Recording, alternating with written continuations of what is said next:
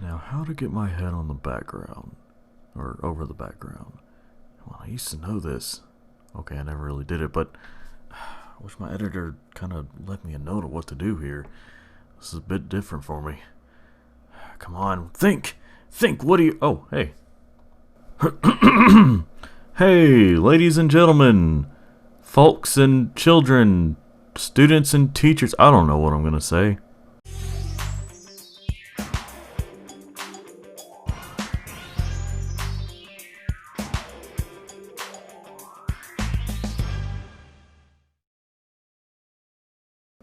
Hey y'all, Untitled here. No, that one's taken. Anyway, hey folks, welcome to the very first episode of Super Untitled Reviews. Since this is the first episode of the show, let me go over what all I'll be doing. Have you ever seen any Danny Tree Frog reviews, yet another review show, or Dang It Show video? Yeah, this will be like them, but slightly different in small ways. This will be the review show from now on. Well, maybe. It could change after like 10 or 20 episodes since Daniel can't make up his damn mind about what he wants to do with this channel. Keep his breath, keep the breath. Anyway, with all that out of the way, let's take a look at Mortal Kombat 4. Why the fourth one? Well, it's due to this being the fourth review show on this channel, so I just went with that. Also, I just chose something random and the N64 was already plugged in, so, you know, whatever.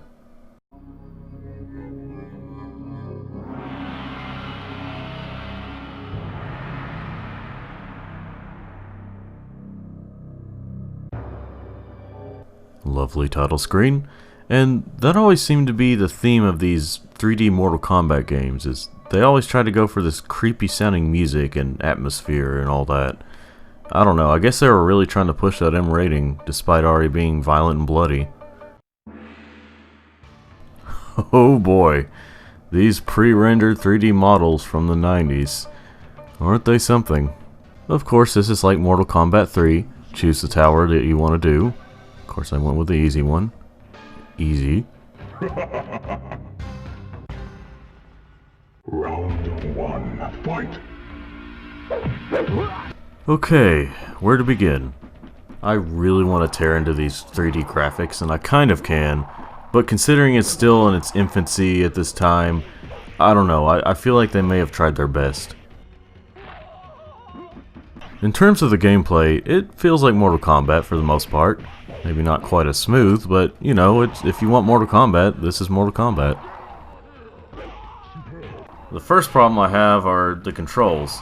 They're not the worst thing ever, and I don't entirely blame the game for this, considering I am playing this on the N64. I mean, imagine trying to pull off a bunch of combos with a button layout like this. It's possible, but it just seems a lot easier on something like the PlayStation controller. But other than that, I do blame the game in some ways because, well, the controls don't always respond all the time. Obviously, this is not nearly the first game to do that, it's just still a problem. So altogether, I end up just punching and kicking and pulling off the special moves that I actually know when they respond. Oh, and here's a fatality for you. Finish him! Scorpion wins. Fatality. Yeah, and you thought that the fatalities in Mortal Kombat vs. DC was toned down. Okay, yeah, I am messing around. There are some pretty brutal fatalities, it's just that was the only one I was able to pull off, and of course it just happened to be the lamest one. Something else you can do in the game is pull out a weapon or pick up a weapon, which honestly is kinda cool, it adds a little more to it. Critical wins.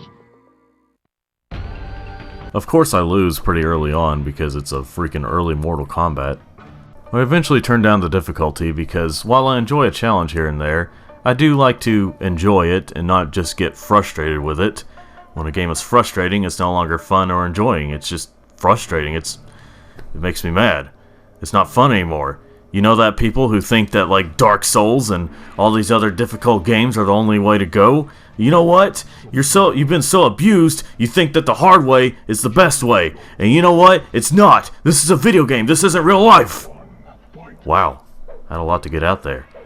That was kind of mean, wasn't it? Anyway, turning down the difficulty made it a lot less frustrating, and I learned a little more about the combos. If I could stop running my words together. Now, I've been playing through the arcade mode of this game. Of course, your typical fighting game stuff. And yes, every single character has their own ending. But I kept losing, and honestly, I just didn't want to take a lot of time just to show an ending. So unfortunately, I won't be showing it here. I'm just going to say, look it up online. This version has real-time cutscenes, while the other versions, like the PS1 and Dreamcast, have pre-rendered cutscenes. Which one looks better? It's entirely up to you. Team mode is basically another fighting game standard thing, at least for some fighting games. You just choose the members of your team, and then if you can eliminate all the members of the other team, you win. There's a few different endurance modes, and you can probably take a guess of which one does what with the names. But basically, this is just kill as many opponents as you can and get the higher score.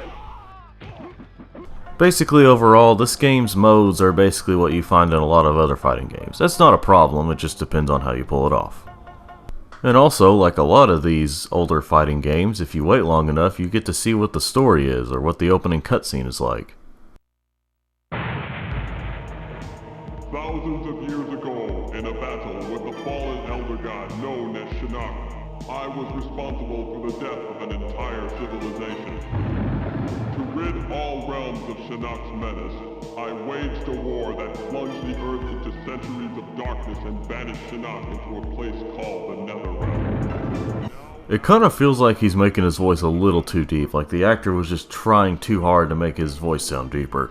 Now who exactly would try to do that? That's a little ridiculous. And that was Mortal Kombat 4 on N64. Overall, it definitely feels like the first fully 3D Mortal Kombat, and I gotta say, it's probably my least favorite of the main Mortal Kombat games, but overall, it's still pretty fun. Maybe not the best, but you can still get enjoyment out of it. I would have been done right here, but I decided to take a look at the Game Boy version as well. Surely it's not too much of a downgrade.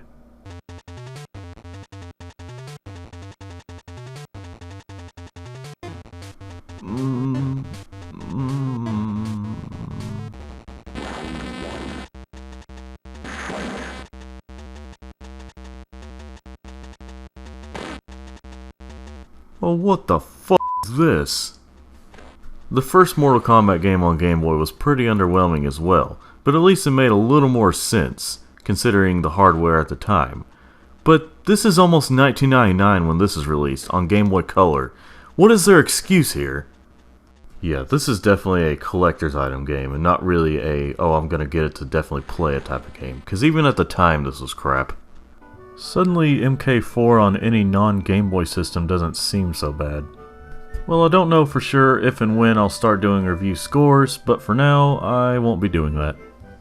Hope all of you enjoyed the start of this totally different review show. Maybe one day I'll improve the scenery a little more, but for now, it's this. Thanks for watching, like and subscribe for more, and have a good day or night. Nothing's set in stone yet, but that's the finisher for now. See ya.